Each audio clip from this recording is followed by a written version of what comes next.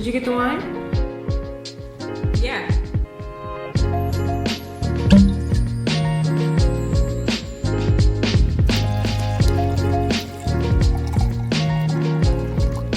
You ready? Yeah, let's drink.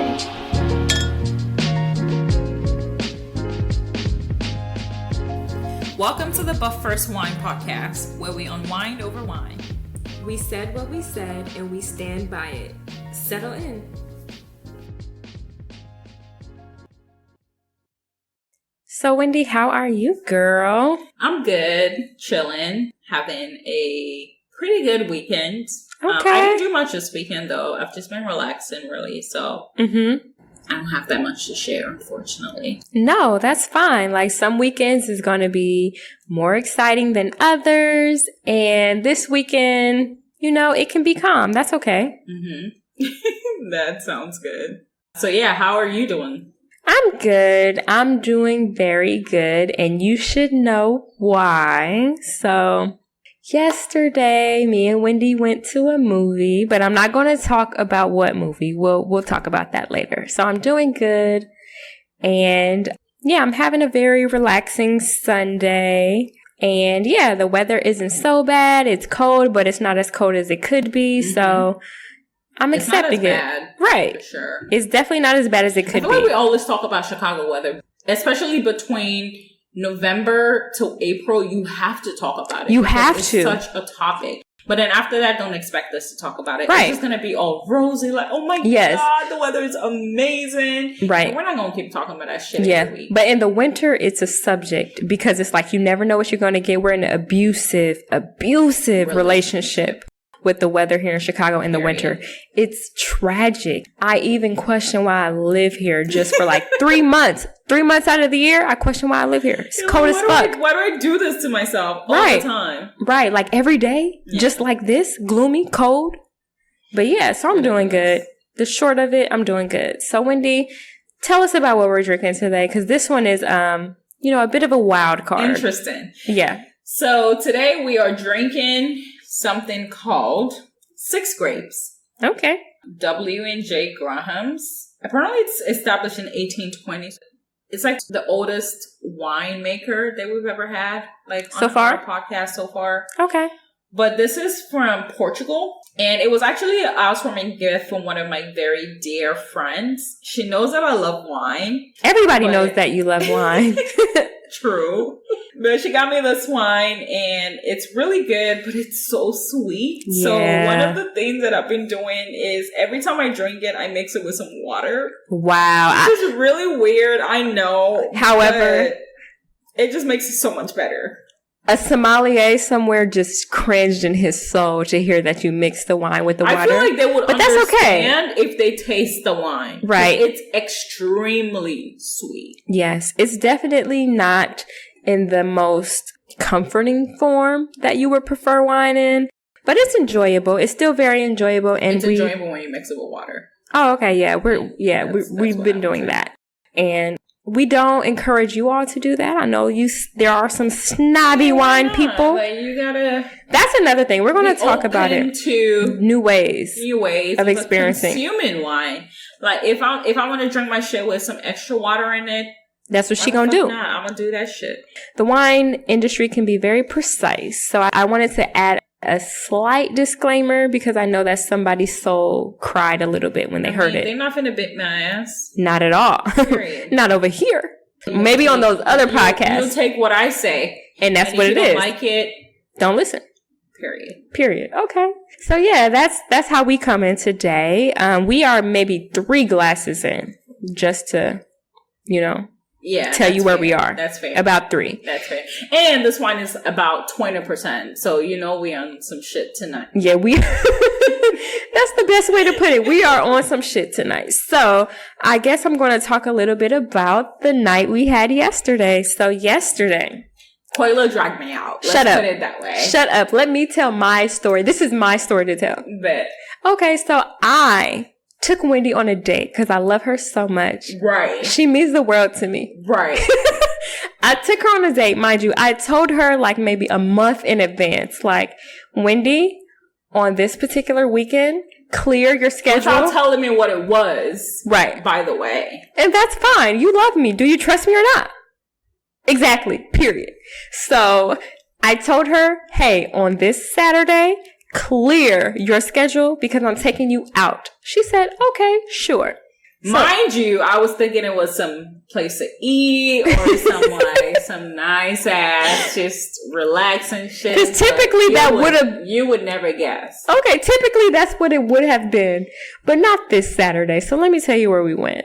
Give you a little bit of background. I am a die-hard Beehive fan. Beyonce can have my breakfast, lunch, and dinner. I love her. That's crazy. I love Beyonce. So you know where the conversation is going. My queen released a movie, and I took my beloved co-host, Wendy. Forced me. I didn't force her. I just told her that we were going out, and that's where we were going. She didn't tell me because she knew my immediate reaction was going to be like, oh my God, I'm being forced. I am crying. Shit. Okay, so to give you some more background, Wendy does not care for Beyonce so much. I am a diehard Beyonce. She's diehard Rihanna. Period. And that's okay. I adore Rihanna. But there can only be one queen, and my queen is Beyonce. I can't say the same. Yeah, she can't say the same. So I took her out to see the Beyonce movie. And mind you, if you listen to our podcast regularly, you know that I'm not on social media. Mm-hmm. So when Beyonce released that she was doing a movie, I didn't know any specifics. I just knew I was in that bitch. Exactly when it released. She's an army, so she gotta be in that bitch. She don't know what it is about. Eyes glued to the screen. I could give a fuck. If Beyonce say show your ass up at 2 a.m. to that theater, my ass gonna be glued to the seat. That's crazy. Well, anyway, I decided to take Wendy. So yesterday we went to see the Beyonce movie, and let me just tell you how this went, because I was shifting in my seat. I couldn't believe her response to this movie. Her rejection to the movie. No. We have to start. We have to start from how we got to. Oh yes. Okay, let me tell this part. Okay. Exactly. Okay, so if you don't know, we live in the lovely city of Chicago. Mm-hmm. Chicago is a huge city. And there's a lot of niggas in this city. Niggas everywhere. Yep. Hold on, let me collect myself from that alley. That was iconic. But I felt like Amigo. Okay. That was amazing. Okay, Quavo. But anyway. So anyway, I booked us a movie way out in the suburbs because I was like, shout out to you for that though. I thought you was going to hate me for that because it was so far. Because I can't imagine doing that shit in the city. It would have been horrible. Yeah. You would have been, okay. I would have left. She would have left because let me tell you how she acted in this movie. I thought her ass is going to leave me. God damn it. So I booked a movie so far out in the suburbs. It was like 25 minutes away from where we live because I was like, I don't need no niggas interrupting my Beyonce time. Right. This is the time between me and my queen. And your queen. Right. Period. So we went out to the burbs. We went to Skokie. It was very cute out there. We sat down in the movie. We were late a little bit, but that's okay. It's not, but it's going to be okay for now. Because, you know, it's Beyonce, bitch. I need to see every goddamn second. But we were a little late. Anyway, we were dressed to the nines. I had my glitter on. She was dressed. But you were too. You were in your element. I was chilling.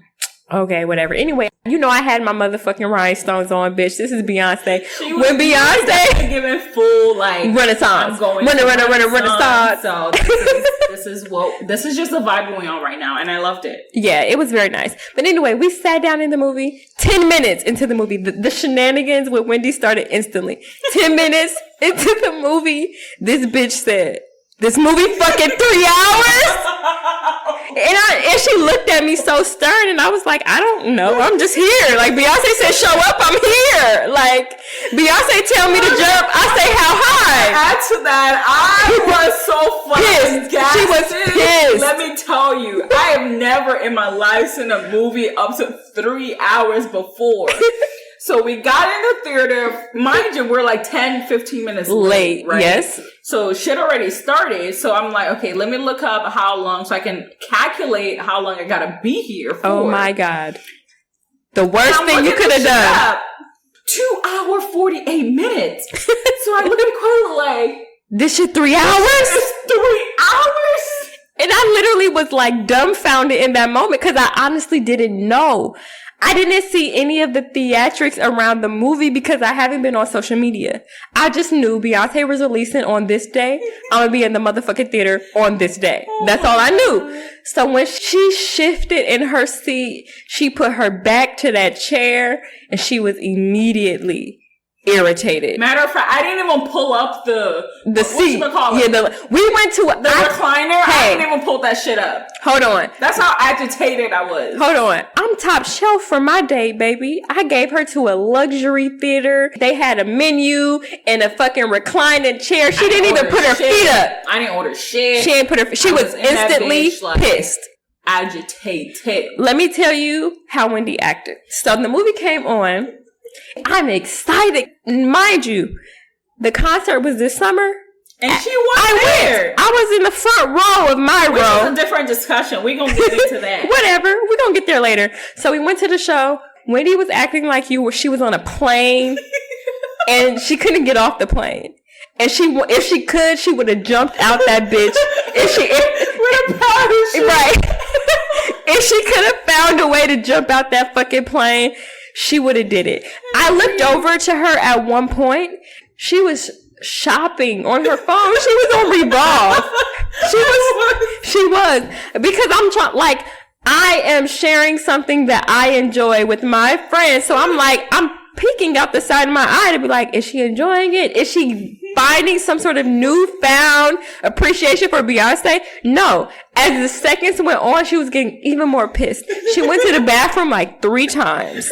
Like, she was so, like, I was uncomfortable that she was uncomfortable. Like, she was so livid in her chair. And I'm just she was livid. Her reaction was livid. I was just bored. I was not livid. First of all, one thing you have to know is that I don't listen to a lot of Beyonce. She don't listen to none of it. I appreciate Beyonce. I could tell.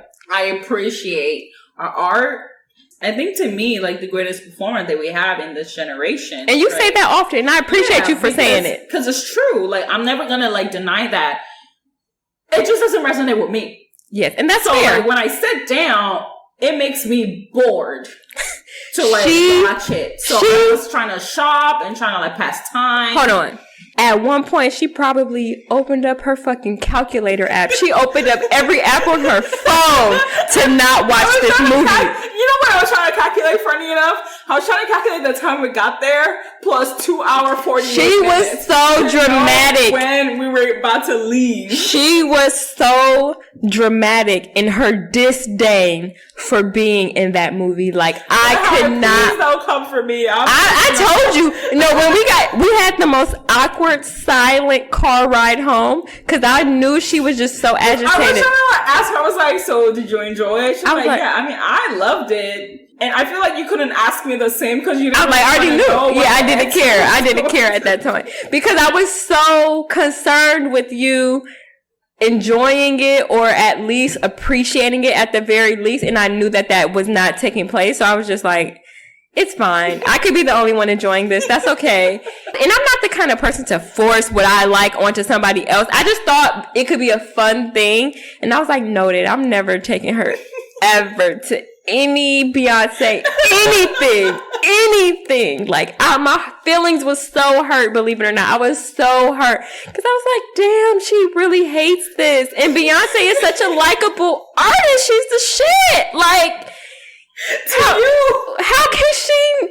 Oh my God. So anyway. To you, first of all, the thing is just about, like, connection. Yeah. And I've never really felt that connection, I feel like, to her as, like, other people feel, which I appreciate because, like I said, I think, like, she's a great performer. And I think that's the other thing about it. When I was watching, there wasn't anything that resonated with me in terms of like what I've heard before. Right. You know what I mean? Like, I don't know any song on that album. Yeah. So as it was playing, I didn't have any like flashback or like memories of like, girl. And that's crazy because I went to a Beyonce drag ball. I remember there was this girl we used to work with, and her birthday came out like the week that Beyonce came out. And she had a fucking disco party at her house, and we went to the house and we listened to the album on repeat like 2 times, and she had a bunch of people over there, food, everything. Like, it's a whole extravaganza for the girls. And she could not relate. She couldn't have been any more bored in that movie. She was pissed. I wasn't pissed. I was bored. You know how in the cartoons and they have steam coming from the top of their heads? She's trying to act like she's not this way, but she was this way. And it was crazy. So, okay, no, that's funny because as we were there, this is funny. This is a confession. You were so pissed. But on my WhatsApp, right? On my WhatsApp status, because WhatsApp also has like stories. Oh, that's interesting. I posted like a picture of like what I was wearing that day. You remember like what I was wearing? I was like, oh, like my friend forced me to go watch this like 2-hour 48 minutes, and that was like when we just got there. Yeah. So I think like 1 hour in, or like maybe 1 hour 30 minutes in, I posted another one. I was like, bro, get me out of here. I know you were so pissed. Were like, what the, like, it was funny because they were responding to it and they were like laughing at me. Yeah. But then at that point, that was then at the point where she was talking about like the backstage, which was what I was telling you that I enjoyed the most. Yeah. So and at that point, I was enjoying it. I was like, hold on. And I have something to say about that because every time Beyonce would do the backstage shit, you would leave and then you would come back when she was fucking performing for like 10 or 15 minutes, and then you would leave when she do the I'm like, you can't. Twice, to be fair. I only went to the bathroom because I watched all of the plays where she was like talking with Blue and like, that was the only part that I enjoyed, and that was the only part you visibly were engaged. And I think probably the other thing that has to do with it is like the perception I had, like the expectation that I had going in. So going in, what I thought was like it was going to be more backstage stuff of like getting to know it's the concert. Her. You know what I mean? So I thought it was going to be me, getting to know her, getting to know how she prepared. Right. So that's what I was looking for. So then when we got there, and it was more about what she was singing and how it made me feel bored because that's not what I was expecting. Like, I don't really listen to her. I really like her discography and all of that. So I was looking forward to like understanding like how she put those things together and like maybe being a bit more connected with her so that I can actually, because I think my expectation was like going in, seeing that, and then being able to like actually go back home and listen to some of that to put that together. But that's not what I got. But that's not a bad thing. It's just not what I expected, right? Because I've never seen a concert movie before. Right. So to give you some backstory, I've been riding with Beyonce for so long. Like, I remember when I was like 6 or 7, my mom gave me this purse that I still have, and I was going to bring that bitch over here today, but you lucky I couldn't dig it up.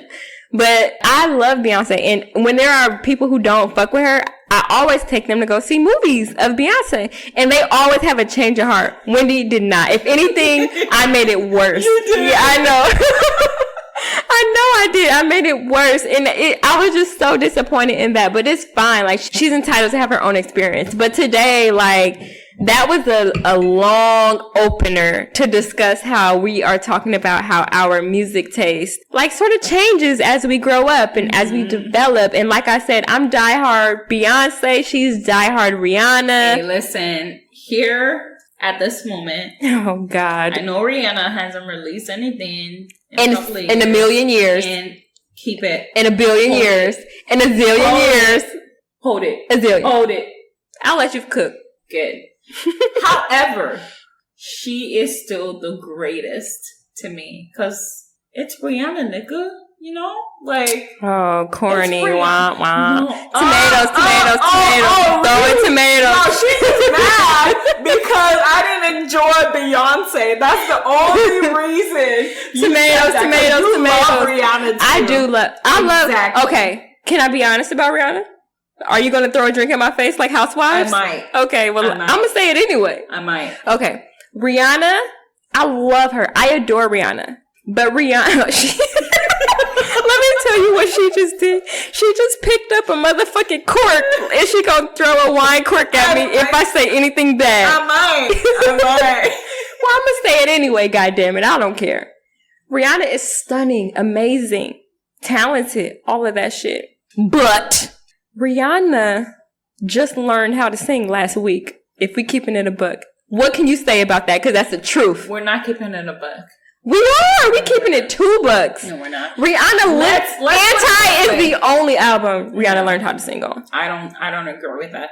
And the reason I don't agree with that is because your perception of knowing how to sing, I feel like is very biased coming from you listening to Beyonce all your life and hearing all this like high notes. Knowing how to sing high notes. Like, oh my God. Cut that short. Cut that short. Does not necessarily mean that's the only way to sing. Rihanna has a baritone voice. Trust me. I completely understand what you're saying. I'm talking about the ability to hold a note and understand. But that's what I'm saying. Like, to hold a note, most of the time the expectation to hold a note is like you have to be high. High. Is that not true? So you mean to tell me right now if I go on YouTube and pull up fucking concert footage of Rihanna, that shit gonna sound amazing? Because it ain't. Okay, let me take you back. Pull up Faithful. Pull up Rehab. Are you gonna tell me she didn't sing well in any of those? I enjoy those songs. So I'm not saying I don't enjoy Rihanna. I'm just saying that her vocal ability is not strong. She's not a strong singer. Rihanna. Okay, hold on. Let me say this point before you say anything. Aaliyah. Can we all agree that she is historic in R&B? Yes or no? Aaliyah. I have nothing to say. Okay, sure. Rihanna studied from the school of Aaliyah to me, where Aaliyah had Aaliyah had the swag, Aaliyah had the personality, Aaliyah had the influence, Aaliyah had talent, but that talent did not overpower all the other stuff. And that's what I'm saying about Rihanna. Rihanna has the presence. Rihanna is Rihanna. Exactly. And it's her presence that makes her a star, not her singing ability. I think it's both. I think they all come together to make up who Rihanna is. But the difference is Beyonce could be in a motherfucking plastic bag or a potato sack and motherfuckers would know that that bitch is singing. But the singing can make me bored. It's the problem. Okay. Yeah. Or singing is usually boring to me and to a lot of people. Like, yeah, she can sing. I'm not denying. Like I said, like I have admitted multiple times, she is to me the greatest performer of our generation. But that doesn't mean that when she sings, it makes me interested. That's fair. It makes me bored, if anything. So for me, an entertainer, I am swallowing my whole throat right now, just to be clear. Entertain me, old and captivate my emotion, old and captivate my attention. And Rihanna does that.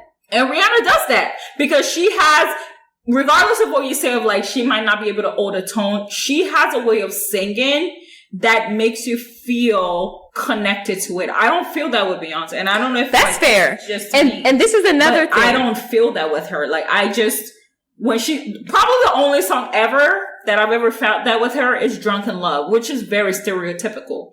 But that's the only song that I can be like, yes, I listen to her and I'm like, no, not like I like it. I like our songs. That's not the problem.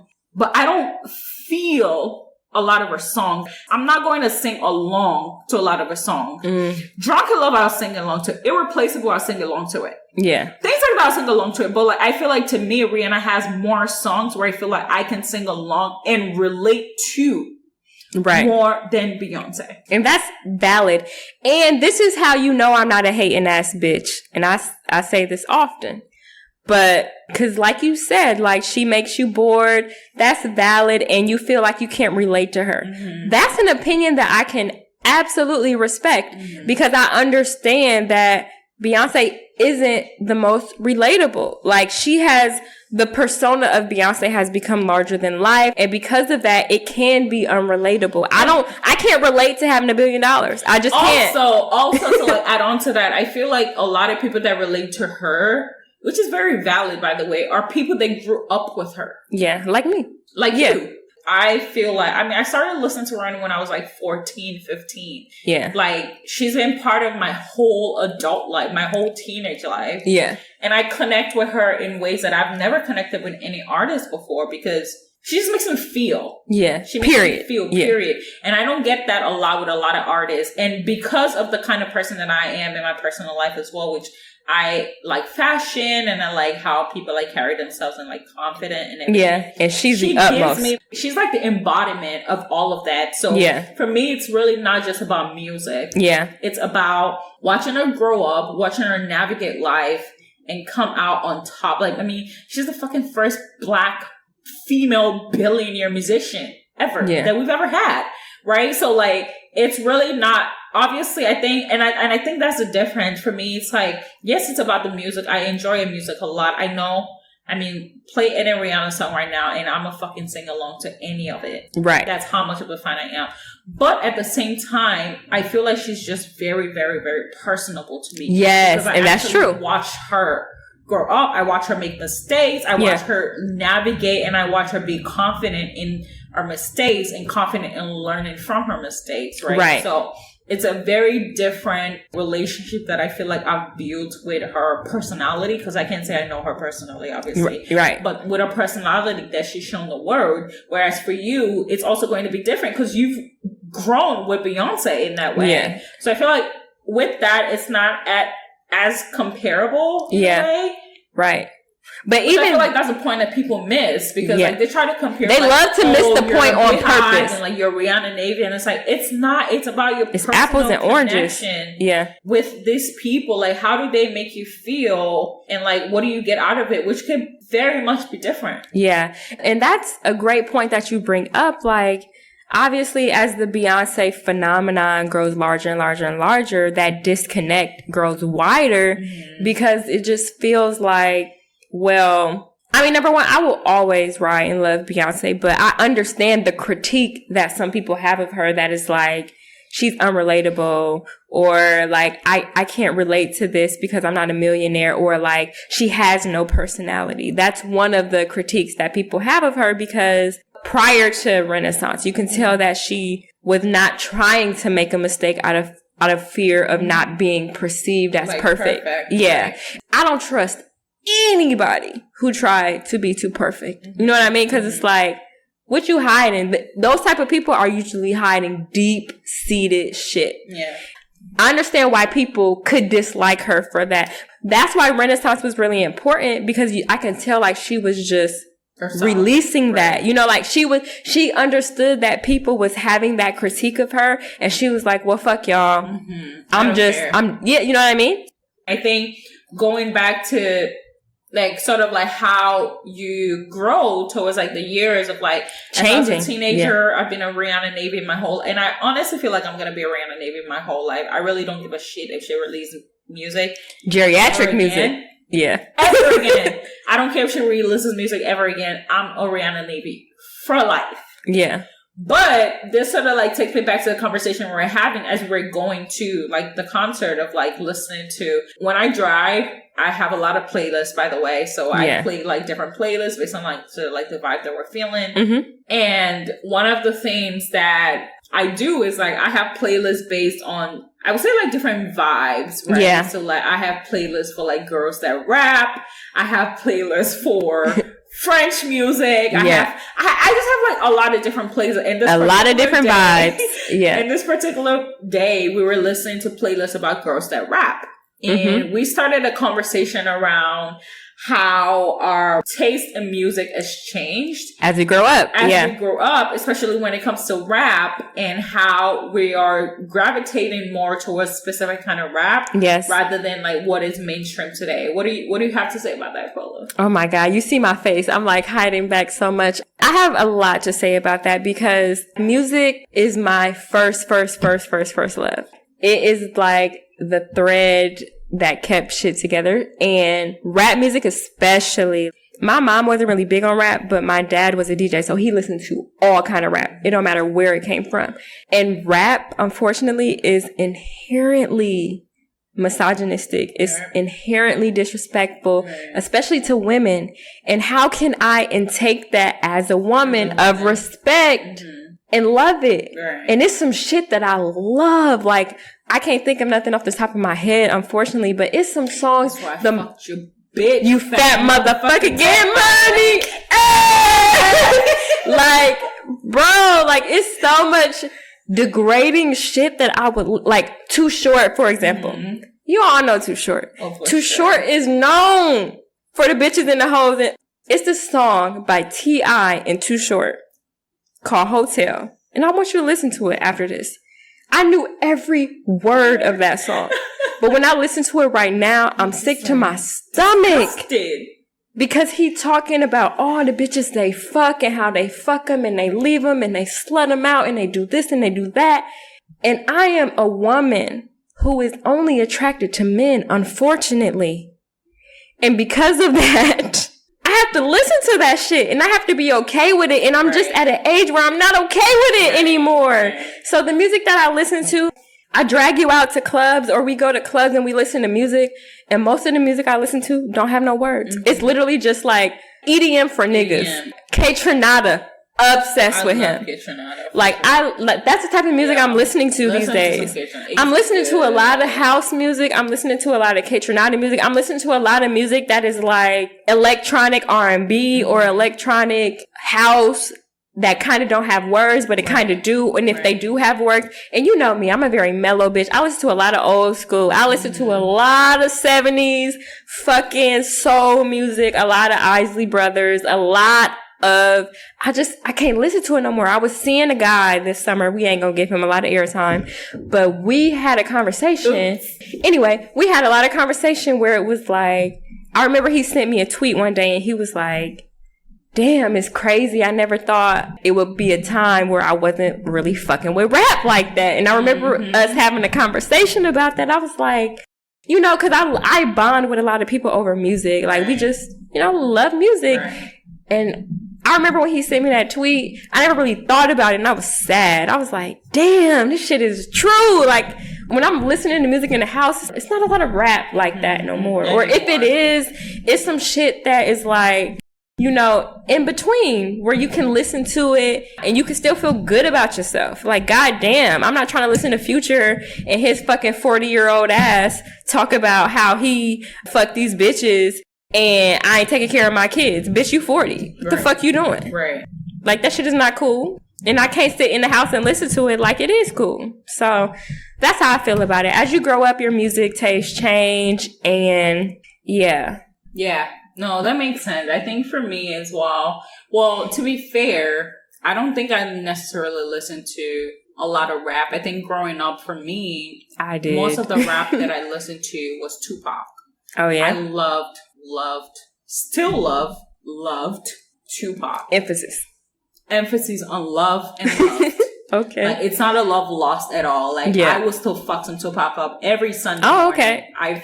She Jada with it. Hail Mary.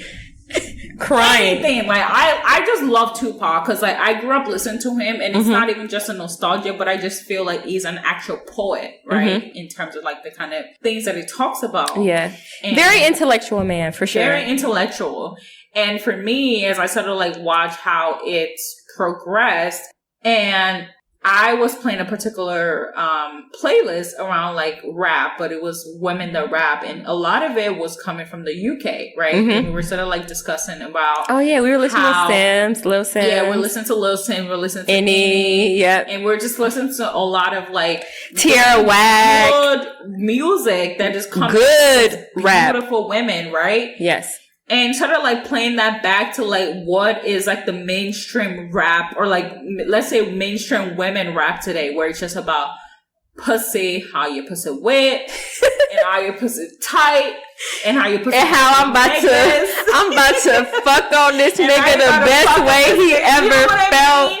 Oh. It's like, okay, that's great for one song, but you gonna keep talking about that the whole album? It's like, okay, my lady, what do I do with this information? You like, know what I mean? What am I supposed to, like, how am I supposed to move after knowing it's about you?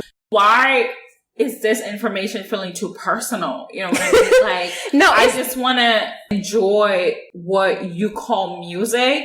And it's not even about resonating. It's just about enjoying it in a comfortable way. Yeah. Like, I don't want to sit in my car driving or trying to turn up and all I listening to is about how your pussy is wet.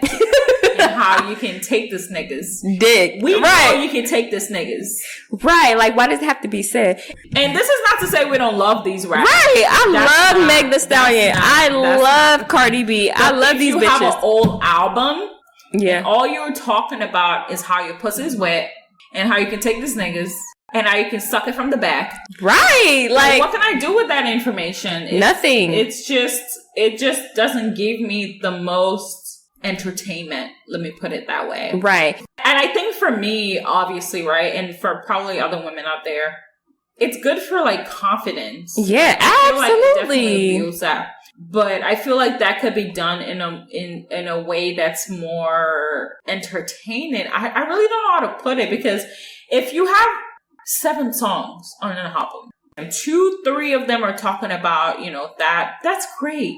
Yeah. But if you got 7 out of 7 talking about the same shit about how right, all the hoes and the pussy loose, and like I just cannot relate. You know what I mean? Like, I want to listen to something that is going to make me feel not just confident, but like make me feel like, oh yeah, like this is what I want to listen to. This is worth my time. Right. And I want to say, like, there's a lot of women that counter argue what we talking about respectability politics. Well, men been talking about it and nobody says anything to them. And I'm like, well, first of all, men are not the barometer of morality in my life. So I'm not looking at anything of what a man is doing and saying, oh, I want to do that. Like, first of all, no, baby. And second of all, even if the men have been talking about it and not getting no flack for it, I'm not talking down or punching down on what women like to talk about. You can talk about whatever you want to talk about, but we have to bring light to the fact that the reason why y'all find this is appealing, because y'all are trying to attract men. You are. It's just the fact. It's the facts. It's the fact. You are trying to appeal to a certain type of man. And that's okay if that's what you want to do. But at the same time, like, I just want you to know that this is not the only way to appeal to men. Because it is not. We're sort of like driving, like, even though we were so irritated. And I feel like there's this like thing where like people think it's like a very like straight line between respectable, like, policies, like you call it, of like, okay, pussy, and of like, it has to be educational. No. Yeah, like there we are all of that. Like, there's no like straight line between that. A lot of like the UK rap that we listen to, yes, some of them are educational, but some of them are just pure entertainment. Yes. Like just women shit. Yeah. A great example of that. Shit. Like, even they talk about nigga shit, but like not about every pussy, song. Not about pussy all the time. Like, I don't want to listen to that shit all the time. Like, I don't want to be on the way going out and it's just pussy. My pussy wet. It's fat. It's juicy. It's dripping. And it's on this nigga's face. Pussy songs. Right. Let me say that. I love some of that. But if I have to do next on my playlist and every single thing, then you out. You like, out. When I did like my Spotify end of the year. Yeah. My number of artists that I listened to was like 1,700. That's how diverse my music taste is. Yeah. So if all you're giving me is pussy, pussy, and pussy, and more pussy, that's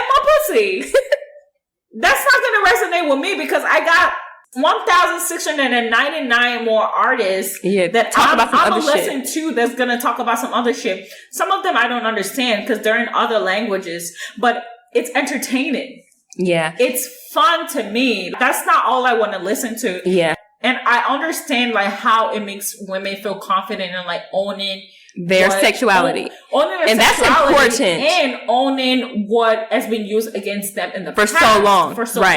Right. That's important for sure. Absolutely. However, when it starts to be the only thing that is resonating and the only thing that is being highlighted, I start to question, okay, like, who you doing it for? Who are you doing it for? And like, what are the other things that we need to put into perception of like, how are other people enjoying this as a woman? Like, cause as a woman, I enjoy that, but it's not the only thing I enjoy. So like, why do I have to be put in that box where it's like, for me to enjoy rap, it has to be about either this or that. Like, I enjoy rap about that. But see, like, if I have to listen to, like, shit, there are some very catchy songs to that. Yeah. But I also enjoy rap about listening to, like, life shit. But I also enjoy rap about listening to nothing. And it's just, like, basic people shit. Right. Like, everyday struggles. Or everyday happy shit. Right. I don't know. I feel like the women in rap aren't really ready to have that conversation yet, because they are definitely. And I'm going to be very specific right now. Do it. Because I would say, at least from what I've seen so far, the women in US rap have a very different connotation of what it needs to be. Because when I listen to like other raps from like other places, like the UK rap or even like African, the focus is not really about, I mean, obviously they talk about the sexuality, but it's not such a main of like, this is the only talking point that we have and we have to like focus on. Right. It's very diverse. It's like, Amaray is a very good example. I wouldn't even call her a rapper per se. But she's so sexy in her song. Without saying what it is. You know what I mean? Without being like... What happened to innuendos? You know what I mean? Yeah. But like, she still talks about it where you're like, oh yeah, bitch, I feel sexy and I feel confident and I feel like I can take on any of this shit. Yeah. I do want to say, like, if we talk about that, we also have to talk about the oppression, unfortunately, that women face in America. Is a different type of oppression. It's based on your looks. It's based on your appeal to the male gaze, unfortunately. But that's everywhere. I mean, true. It is everywhere. It is literally everywhere. Obviously. I feel like it's commodified differently in the U.S. Commodified in terms of like capitalism. I definitely 1000% understand that. Okay. But sure. It is. That's my point. Everywhere. Okay, fair. Like the male gaze is everywhere. Yes. It's everywhere. And it's just such a thing. And I understand getting out of that notion of like owning your, you know, like your sexuality and like your confidence and everything. And I think that's great. But I would just love more like diverse, variety. Like, variety. You know what I mean? Like if you want that, great. You know where to get that. Mm-hmm. But if I don't want that, or if I want something different for a specific time in my life, where do I get that?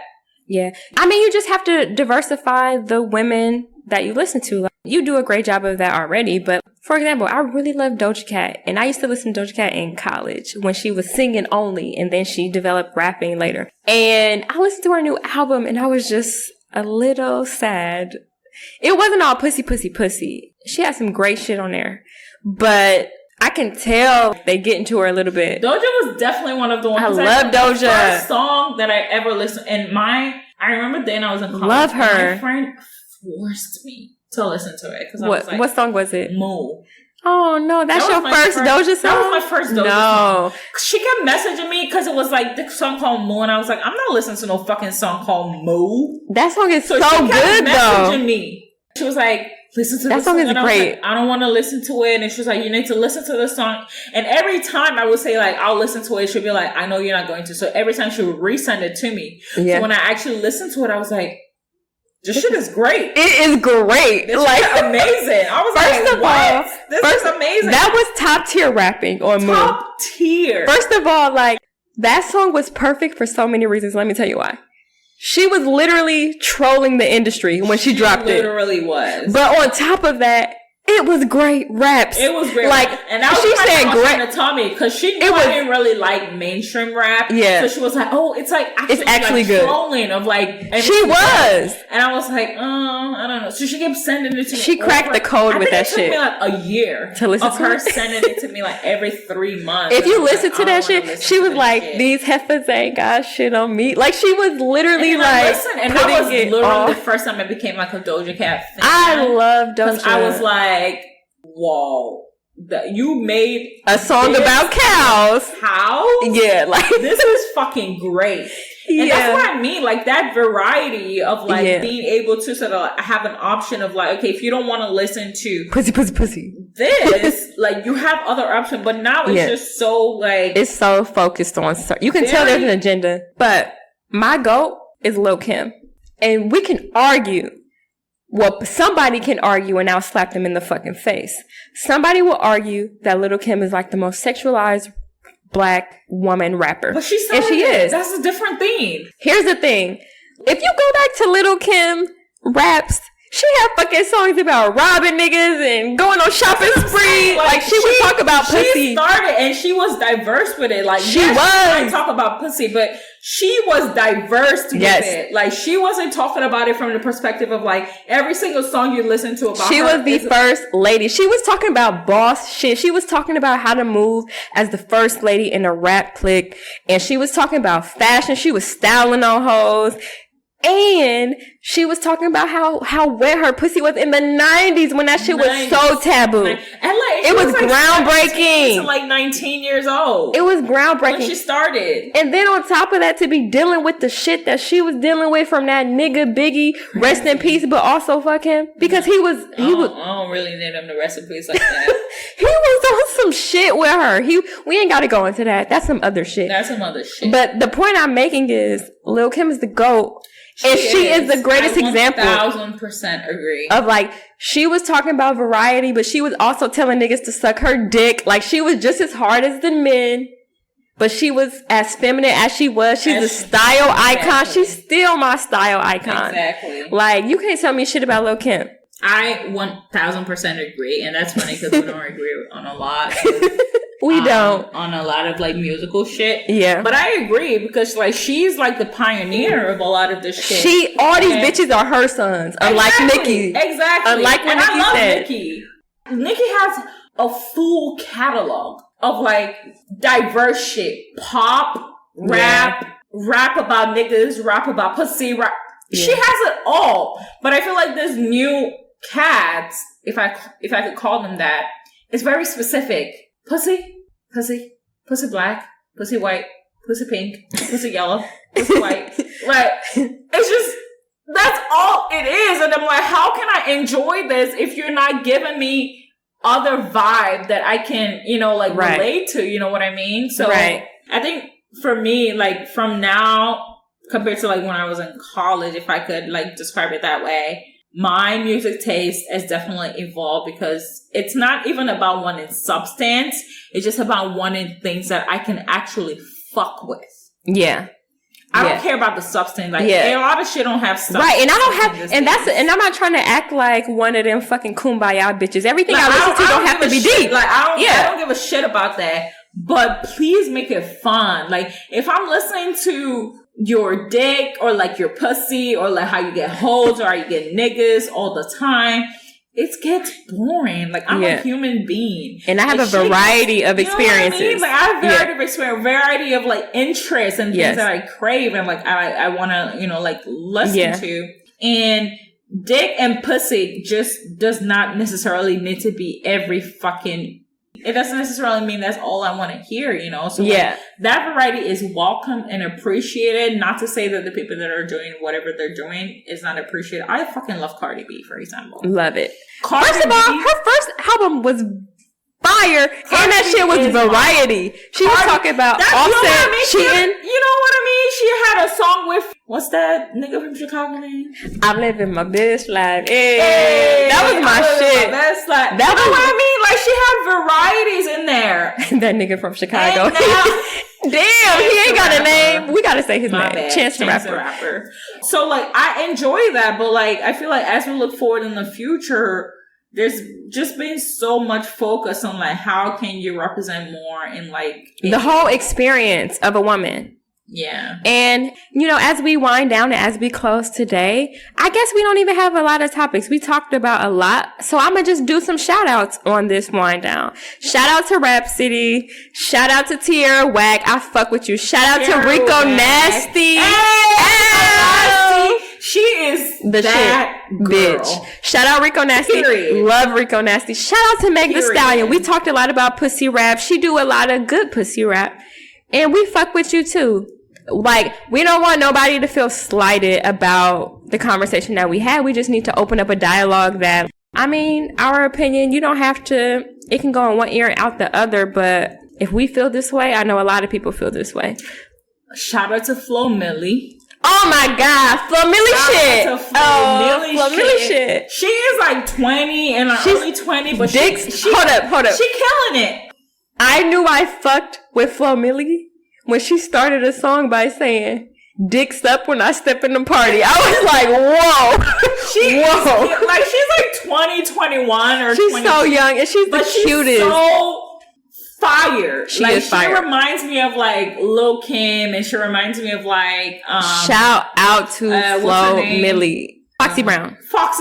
Yes. Like, those are the kind of people that she Oh my reminds God. I forgot about Foxy Brown. That's the kind of people that she reminds me of, because she just got that flow. And she got that flow. I love Flo And I love Millie. the fact, like, Flo Millie, Rico Nasty, Tierra Whack. Like, those are people that I actually enjoy. Listen to. Shout out to Cardi, too. That first album was fire. I love Cardi. Shout out to Cardi. Cardi's bae for life. Cardi is bae for life. First of all, and I feel like that's probably because I'm very biased on, like, how I knew Cardi. Like, Cardi just fun. Cardi's just like, her music is fun. An all-round person. She's that bitch that you want. Rapper, so like I feel like I cannot categorize her as just that. Yeah. Like, she's a rapper. She's just entertaining as shit. She's a reality. Like, she's just everything to me. You know what I mean? So I feel like she doesn't really fit into that box of like rapper. So I don't necessarily box her in there. I'm more like Cardi's like overall she's just an entertainer. Yes, Cardi the entertainer, like Tyler the Creator. Exactly. We gotta talk about nigga rap, because we gotta talk about nigga. This is about Tyler the Creator. I am the same way,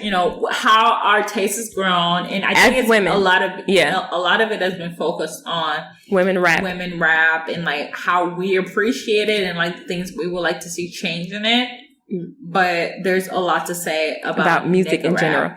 Yes, we're not going to talk about it now, but like my music taste has grown tremendously. I grew up in a Jay-Z household, and like seeing the critique of Jay-Z as he become a billionaire is some different shit too. Crazy. Like, it's just crazy because you grew up quote unquote with these people, and now they being villainized.